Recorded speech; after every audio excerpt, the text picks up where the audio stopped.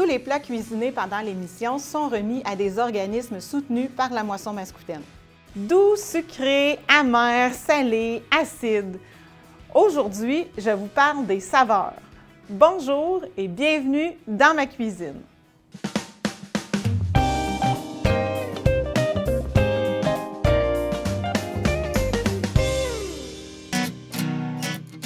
Au 4e siècle avant Jésus-Christ, Aristote, le grand philosophe, a affirmé qu'il existait 8 saveurs: doux, amer, onctueux, salé, âpre, astringent et acide. Beaucoup plus tard, en 1751, Carl von Linné, un naturaliste suédois et le père de la biodiversité, discerne quant à lui 10 qualités gustatives: humide, sec, acide, amer, gras, astringent, sucré, aigre, muqueux et salé. Quand on pense au salé, on pense bien entendu au sel de table, aux sels minéraux aussi et tout ce qui s'appelle chlorure. Le sodium joue un rôle essentiel dans la santé de tous les mammifères car il régule l'homéostatie des ions et de l'eau dans notre corps. Le fait que la salinité soit appréciée en petite quantité mais pas en grande pourrait être lié dans le fond à son rôle dans notre corps. Manger trop de sel à la fois, ça peut être donc dangereux, donc notre corps réagit en rejetant les solutions qui sont trop salées.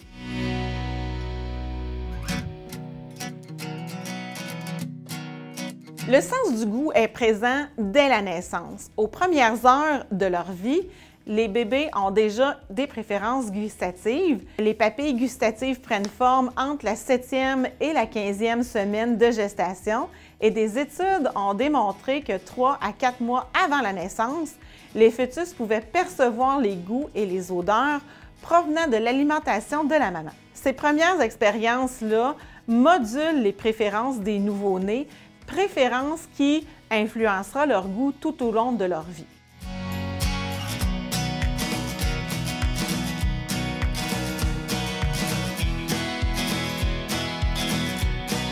Pour le gâteau aux épices, vous allez avoir besoin de 1 tasse et 3/4 de farine tout usage, 1 cuillerée à table de poudre à pâte, 1 cuillerée à thé de cannelle, 1/4 de cuillerée à thé d'anis moulu ou de piment de la Jamaïque, 1/4 de cuillerée à thé de muscade, 1/4 de cuillerée à thé de clou de girofle, une pincée de sel, 1 demi-tasse de beurre, 1 tasse de sucre, 2 œufs, 1 cuillerée à thé de vanille, 3/4 de tasse de lait.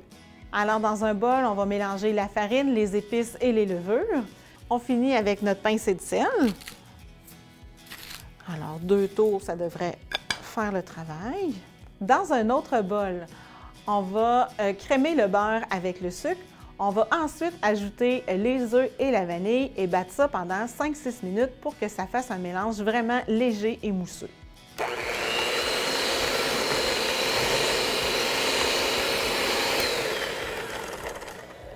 Je vais ajouter les œufs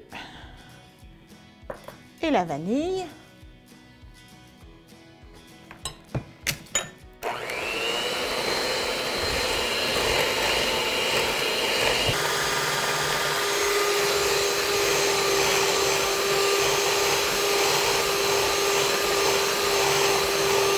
Pour faire un beau gâteau, le secret, c'est vraiment de faire mousser cette préparation-là. Là, on constate qu'elle a doublé de volume. Elle est beaucoup plus pâle qu'elle était. Et puis, alors ça va nous aider à ce que notre gâteau soit moelleux. Et ensuite, on va ajouter la farine en alternance avec le lait. C'est toujours 3 coups de farine pour 2 coups de lait. Alors, on met un premier tiers de farine, la moitié du lait, l'autre tiers de farine, la dernière moitié du lait et la dernière partie de farine. Et on brasse pour incorporer complètement à chaque fois.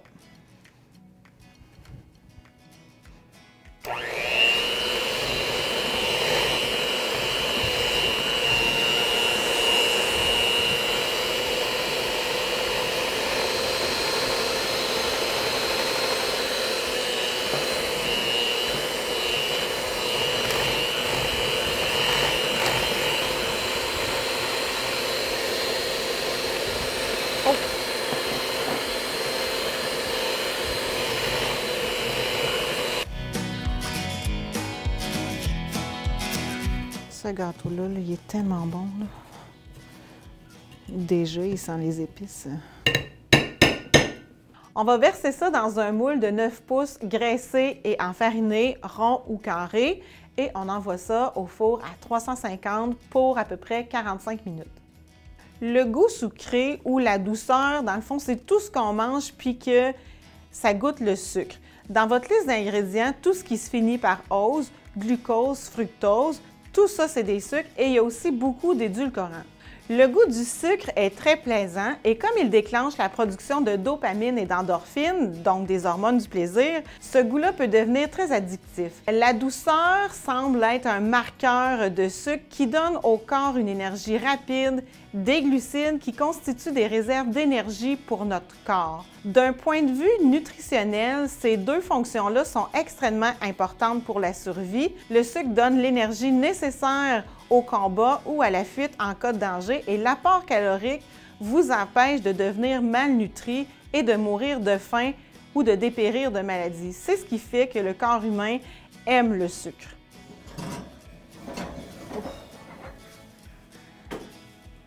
On va servir ce beau gâteau-là avec un caramel maison. Pour le caramel, vous avez besoin de une tasse de sucre, 2 cuillerées à table de sirop de maïs, un quart de tasse d'eau, une demi-tasse de crème 35% chaude, un quart de tasse de beurre coupé en dés. Dans une casserole assez grande, on va mettre le sucre, le sirop de maïs et l'eau et on va brasser ça. Et ensuite, et seulement ensuite, je vais partir mon rond pour le porter à ébullition puis pour le faire caraméliser.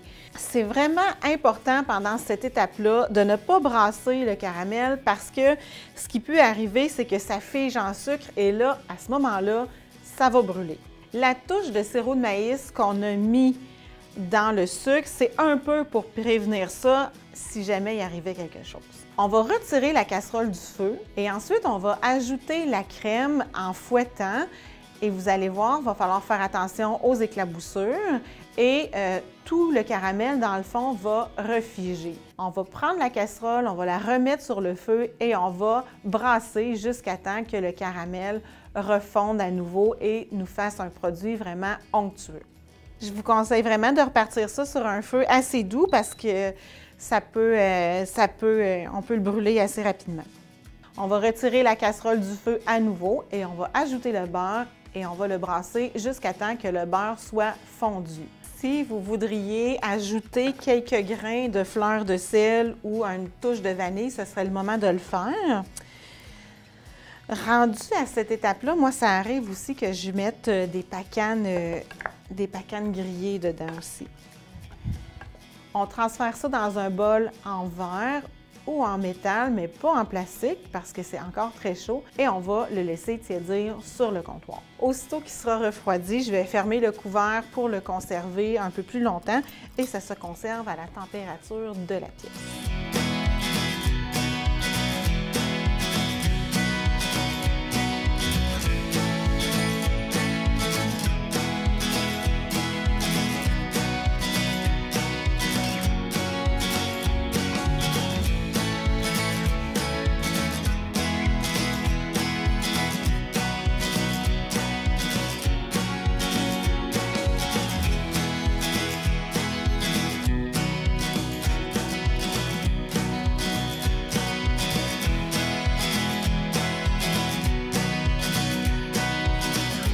Quand on mange et qu'on prend le temps de savourer, on perçoit aussi les sensations trigéminales.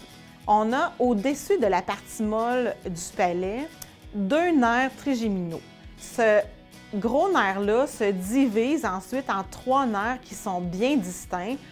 Un nerf lingual qui va vers la bouche et vers les dents, un nerf maxillaire qui se dirige vers le nez juste au-dessus du palais et le nerf ophtalmique qui va vers le front. Est-ce que ça vous a déjà arrivé de vous geler le cerveau avec de la crème glacée ou de la slotch? Ce qui s'est passé, c'est qu'il y a quelque chose de vraiment froid qui est allé probablement sur la partie molle de votre palais et vous avez gelé le nerf, le gros nerf trigéminaux. Alors, c'est pour ça qu'on a la sensation que le cerveau nous a gelés.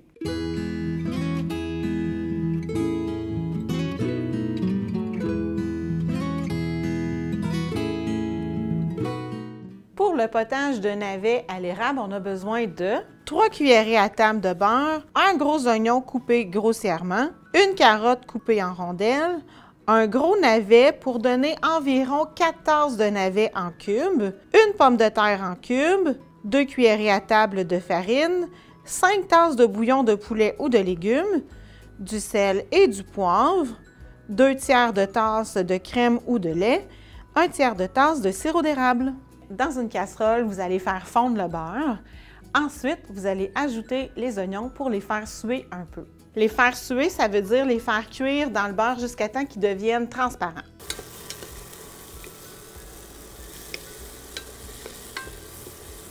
À ça, je vais ajouter le navet et la carotte que je vais aussi faire cuire quelques instants.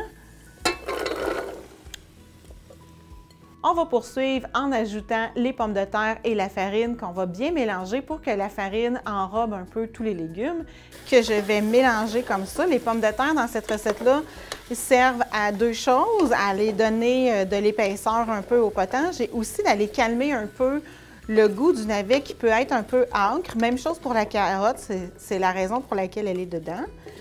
Et ensuite, je vais ajouter la farine et je vais saupoudrer dessus. Et ce geste-là, si jamais vous lisez ça dans un livre de recettes, ça s'appelle singer. Je vais ensuite ajouter mon bouillon.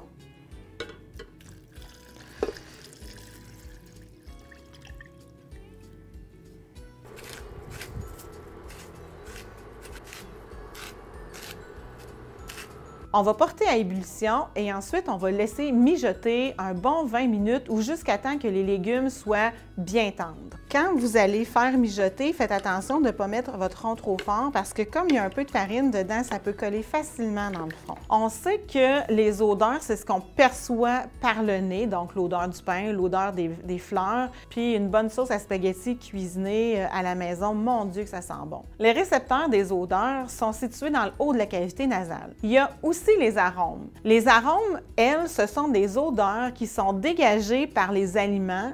Alors, on perçoit les arômes par le nez aussi, mais avec des récepteurs qui sont situés à l'arrière de la cavité nasale, tout près de la partie molle de notre palais. Saveurs, odeurs, arômes, sensations trigéminales, ça, c'est l'ensemble de ce qu'on appelle la flaveur, le goût d'un aliment. Il faut penser aussi à l'ambiance et le contexte. Ça peut aussi faire une différence dans le goût. Un repas qui est pris en bonne compagnie est toujours meilleur que le même repas pris seul dans l'ennui. Un beau plat, plein de couleurs, un aliment qui est gorgé de fraîcheur, c'est bien meilleur. On va ensuite passer le potage, soit en le mettant dans un blender ou soit avec le pli mélangeur pour en faire une purée très lisse.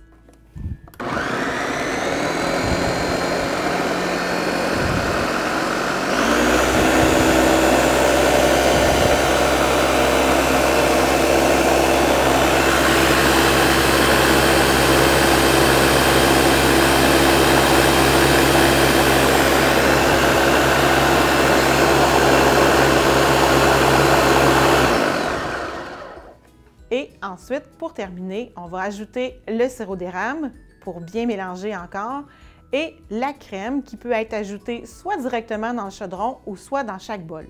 On peut le remettre sur le feu pour qu'il chauffe à nouveau. Et ici, on est rendu à égoutter pour savoir si c'est assez salé, si c'est assez sucré. Et dans le fond, la crème et le sirop d'érable viennent casser le goût amer que le navet peut avoir.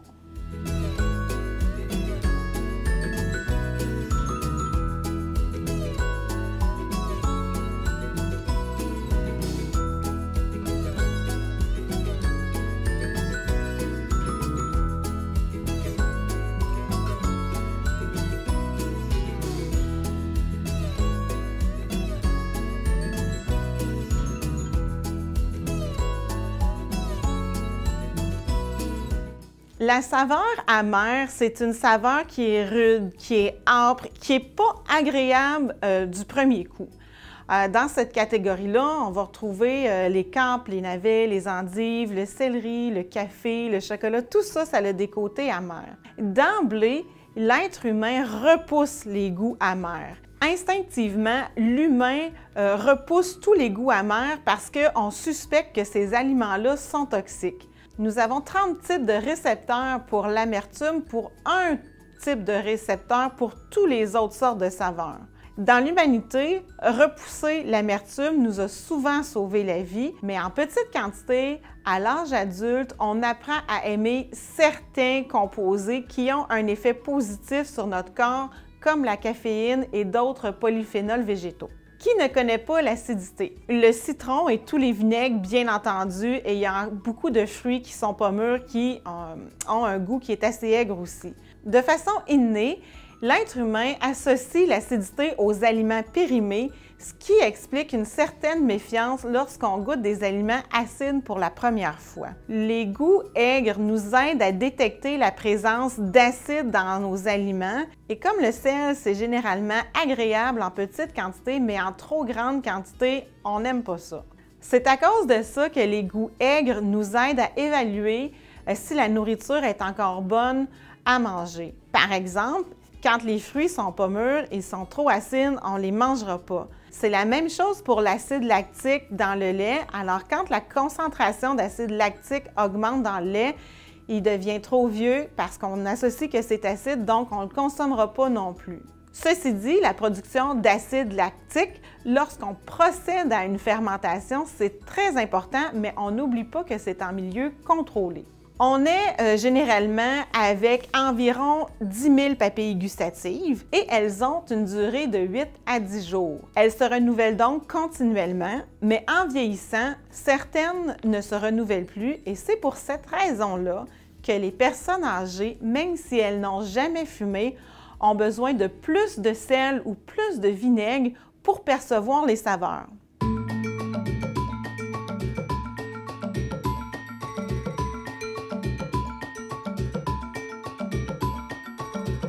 Pour le pad thai, on a besoin de à peu près une demi-livre de nouilles de riz larges, de l'eau bouillante salée, 2 cuillerées à thé de cassonade, 2 cuillerées à table de sauce de poisson ou de sauce aux huîtres, 2 cuillerées à table de sauce soya, le jus de 2 limes ou 2 cuillerées à soupe de jus de lime, 3 œufs, de l'huile végétale, à peu près 1 livre de poulet cru en lanière, une demi-livre de crevettes, et ça, c'est facultatif, 2 gousses d'ail hachées finement, 2 cuillerées à soupe de gingembre frais pelé et haché, ou bien 2 cuillerées à soupe de pâte de gingembre, 2 tasses et demie de choux chinois émincés finement ou 2 tasses et demie de fèves germées, 3 échalotes émincées, un petit peu de piquant, si vous voulez, une demi-tasse de coriandre fraîche hachée, un quart de tasse d'arachide grillé, sel et poivre. Donc, quand l'eau est bout, on va ajouter les nouilles de riz dedans.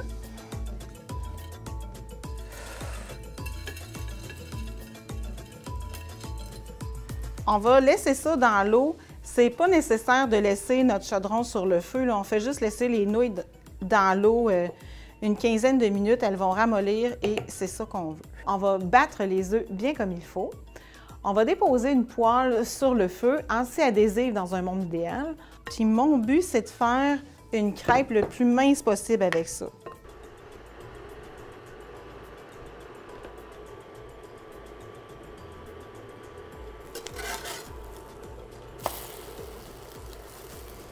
On va rouler les omelettes et on va les déposer dans une assiette en attendant de s'en servir. Vous avez donc vu que quand j'ai fait mes crêpes, ce n'est pas nécessaire, mais pas du tout, que vos crêpes soient parfaites. Dans un petit bol, on va mélanger la cassonade, la sauce de poisson, la sauce soya et le jus de lime. C'est sûr que si vous n'avez jamais travaillé avec de la sauce de poisson ou de la sauce aux huîtres, vous allez constater que ça sent pas très super beaucoup bon. Mais ne vous fiez pas à l'odeur parce que c'est vraiment la sauce de poisson qui vient chercher le goût umami qu'il y a dans les mets asiatiques. C'est une saveur qui est naturellement enveloppante et umami veut dire savoureux en japonais. Effectivement, cette saveur-là, elle a été confirmée au Japon et a été reconnue officiellement en 2002 seulement. Quand vous cuisinez puis que vous ne savez pas ce qui manque à votre plat, ajouter un petit peu d'unami, c'est souvent ça qui va faire la différence. Il peut aussi vous permettre de diminuer beaucoup votre quantité de sel parce que nous, dans notre culture, quand ça manque de goût, qu'est-ce qu'on fait? On sale. Moi, pour faire cette recette-là, je vais prendre une grande casserole avec un rebord haut, mais à la maison, si vous avez une grande poêlonne ou bien un wok, c'est ce qui va le mieux. On va faire revenir le poulet dans l'huile jusqu'à temps qu'il soit complètement cuit.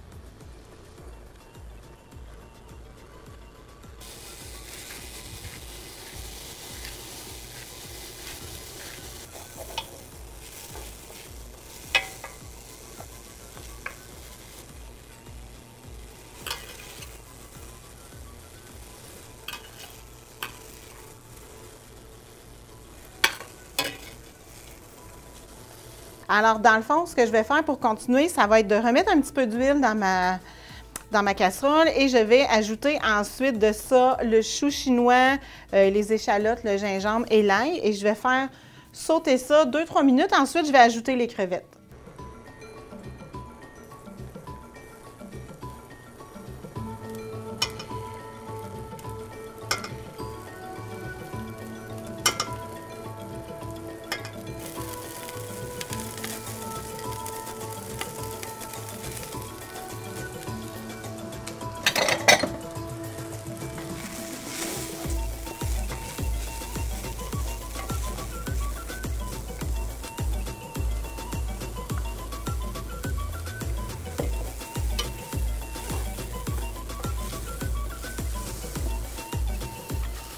On va laisser cuire ça 1-2 minutes, dans le fond, jusqu'à temps que les crevettes soient cuites. Ensuite de ça, on va reprendre nos omelettes. Alors, je fais juste les prendre, puis je vais venir les couper en lanières comme ça. Je vais ajouter à ça mon poulet. Ouh! Ici, avec le jus, bien entendu. Je vais ajouter ma sauce ici et je vais laisser mijoter tout doucement à peu près 1 minute ou 2 pour que la sauce réduise un petit affaire. Je vais ajouter mes lanières d'œufs ainsi que mes nouilles. Hop là. Je mélange ça tout bien ensemble. On va servir bien chaud avec un petit quartier de lime si vous voulez. Et dans l'assiette, je vais saupoudrer de coriandre et garnir d'arachides bien croquantes.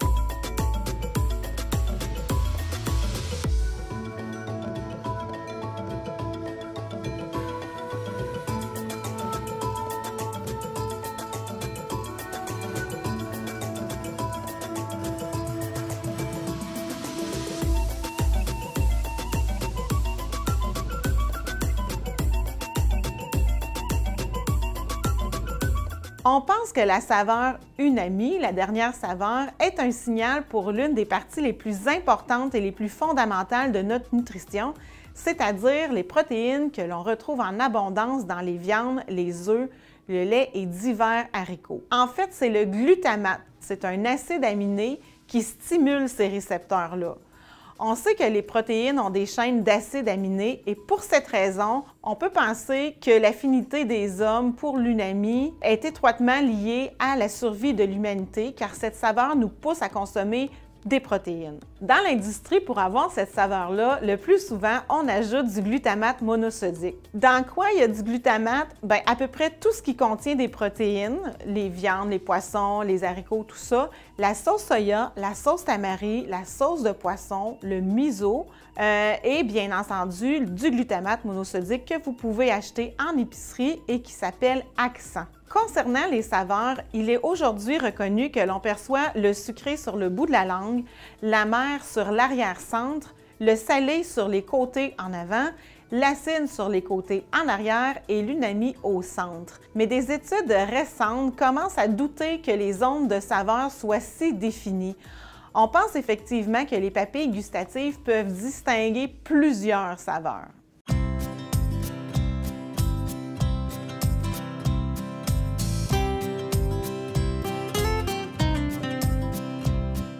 la trempette, la première étape, c'est de faire tremper vos cajous dans l'eau pendant au moins 4 heures. Ça va permettre de rendre les cajous assez mous pour faire une purée bien lisse. Pour la trempette au cajou, on a besoin de 1 tasse et demie de cajou crus trempés pendant 4 heures dans une tasse d'eau froide, 2 cuillerées à table de jus de citron, 2 cuillerées à table de vinaigre de cidre, 2 cuillerées à table de levure alimentaire en flocons, une petite gousse d'ail et 1 cuillerée à table de ciboulette, de coriandre ou d'aneth et de persil, 1 cuillerée à thé de sel et du poivre au goût. Mes cajous ici, ils trempent depuis environ 4 heures. Ce que ça fait, faire tremper des cajous, ça fait que quand on va les écraser, ça se défait tout comme ça.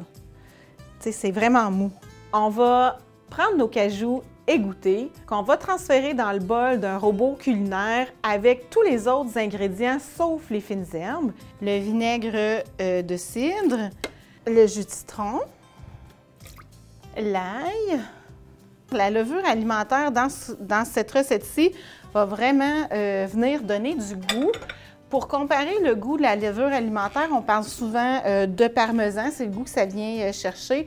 C'est un ingrédient qui est très souvent utilisé dans les mets végétariens, notamment là, pour ajouter ce goût-là qui est vraiment enveloppant et savoureux. Et on va passer ça jusqu'à temps que la purée soit vraiment lisse.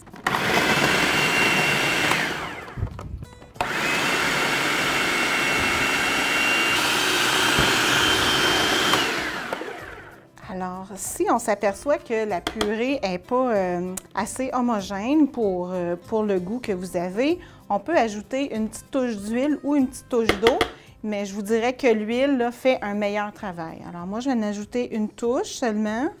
Et là, la quantité est vraiment ajustée à votre goût, là.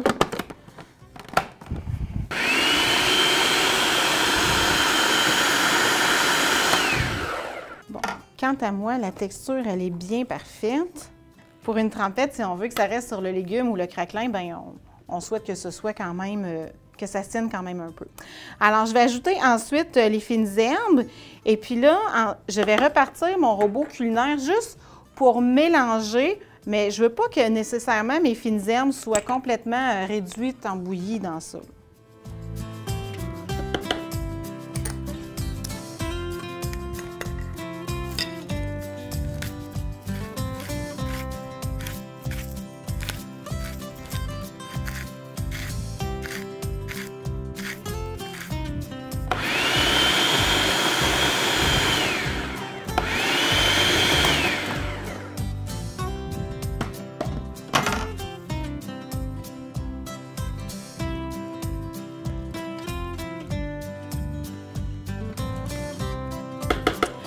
Et voilà, il me reste juste à mettre ça dans un petit plat et servir ça là, avec des légumes ou des craquelins.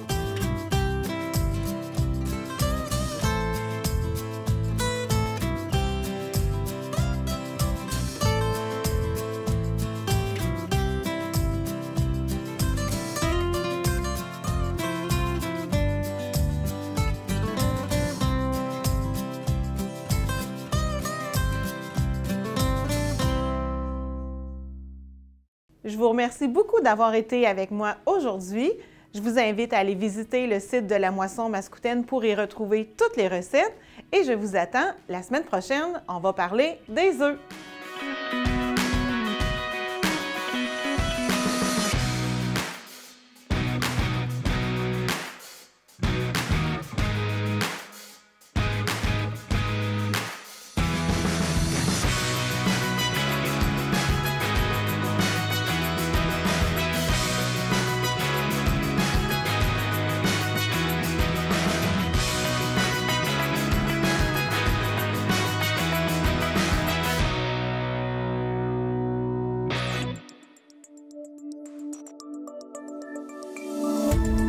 Cette émission d'Accès est appuyée par Cogeco et est rendue possible grâce à la collaboration de la communauté avec Nous TV.